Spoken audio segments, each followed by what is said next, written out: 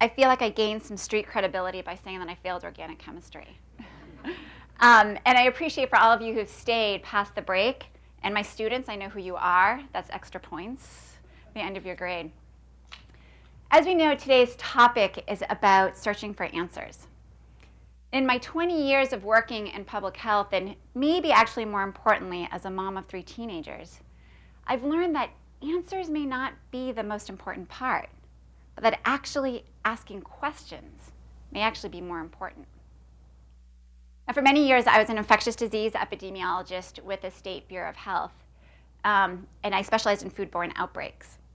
And oftentimes, family, friends, colleagues would ask me the same 3 questions.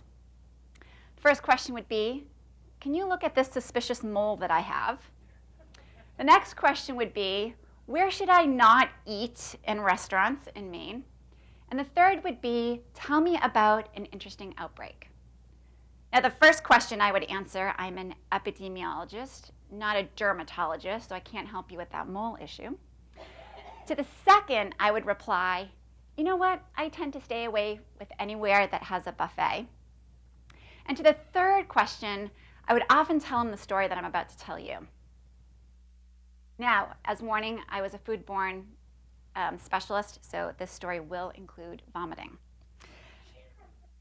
And I'm going to tell you this story, and it's a true story, but I've changed the facts a little bit because it involves a church dinner, and I like to remain on the good side of God. So one Sunday evening, I was on call, and typical of when emergencies come in, it's on a Sunday evening, I get a call from a local hospital, and the physician there tells me we have a number of older individuals who are very sick with severe vomiting and other GI symptoms I am not going to describe to you. And a lot of them got really ill and required rehydration.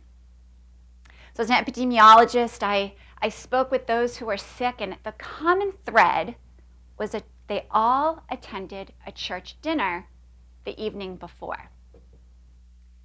Now, church dinners are an epidemiological labyrinth. Typical to church dinners, there's a main meal. It was ham, potatoes, and vegetables. But then the finger food table and the dessert table is a smorgasbord. Crackers and cheese, veggies and dip. And the dessert table is filled with every pie imaginable from anyone who had leftover berries from the season before. And of course, everyone needs to taste everyone else's pie to determine who's got the best pie. After taking a look at the menu, I was determined that the culprit was the deviled eggs. Eggs, mayonnaise at room temperature, that's a hot zone in itself. After realizing that we were still getting more cases, even though we had counted for everyone who had ate the deviled eggs, I thought, something's wrong here. And we all sat down as a team and we thought, you know what? The ill patients and their families are giving us misinformation. They must not be remembering things correctly. But as we looked back through the data, what we realized was that it wasn't bad answers that we had gotten, but it was bad questions that we asked.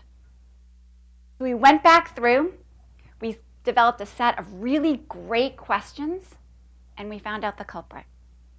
Anyone want to guess? The ham. It was the ham.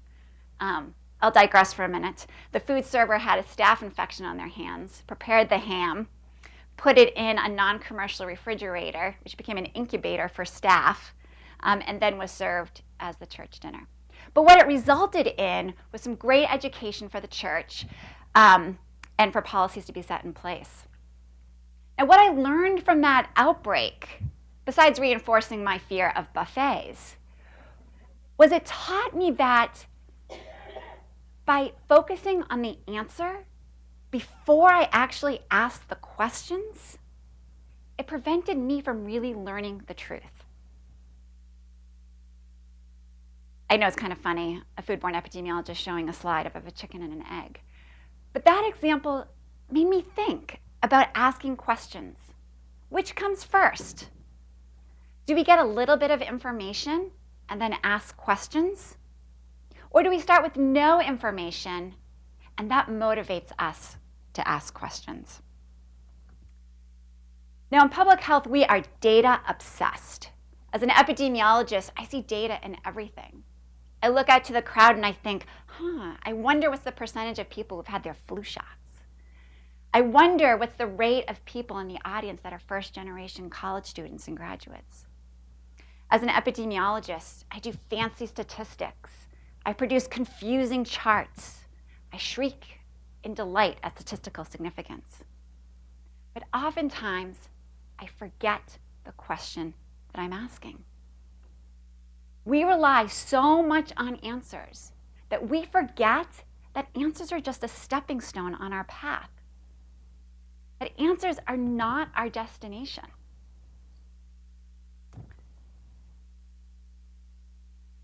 Standing in a grocery store line is an epidemiologist and a mother's nightmare. Because we've all been standing in the grocery line, right? And we read the magazine headlines and the newspaper headlines. Those headlines are public health information and answers and research gone awry. In our culture, we are so desperate to answer the question, what is making us healthy?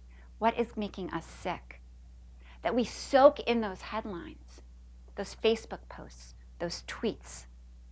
1 minute, coffee gives us cancer. The next minute, coffee prevents cancer. 1 minute, eggs, I know I keep on going back to eggs. Eggs give us high cholesterol. The next are a great source of protein. And don't even get me started on coffee and dark chocolate. We jump to those answers without asking questions. We look for the quick answers for our quick fixes. And many times, those answers are actually masking the real truth. So what does make us sick? What does keep us healthy? Research has shown us that 30% of the time, our health is determined by those behaviors that those magazines try and fix for us very quickly. But 40% of the time, our health is determined by things that are much bigger than us. It's the zip code that we live in. It's the education that we get or don't get, the jobs that we have or we don't have. Actually, a lot of our health is determined by our friends, our family, our social connections, or if we live in isolation. Do you know how you can tell the health of a community as a whole? Take a look at how much the richest people make in that community and how much the poorest make. The bigger that range, the less healthy that community is as a whole.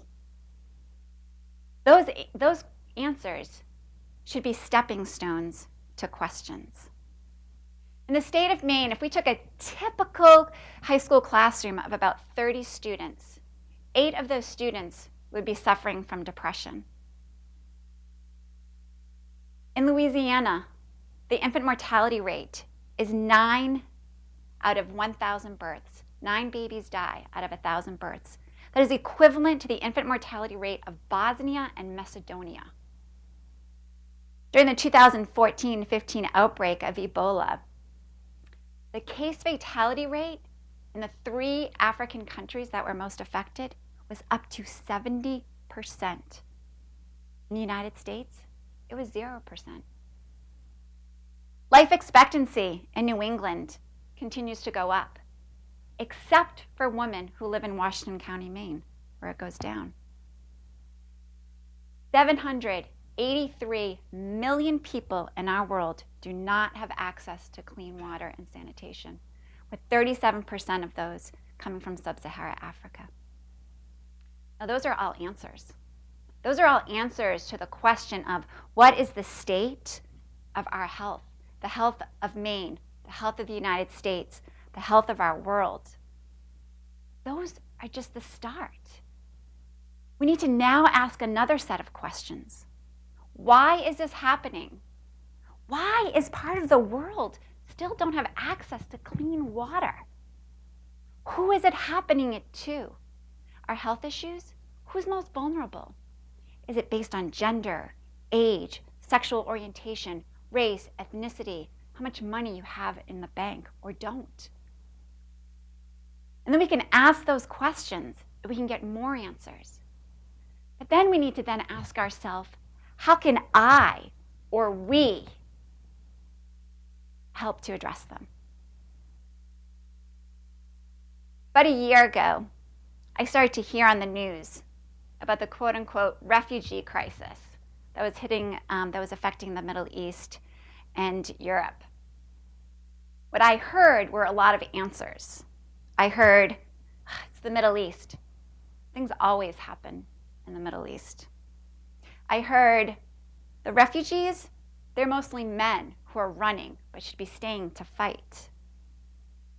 I heard the refugees, they're terrorists.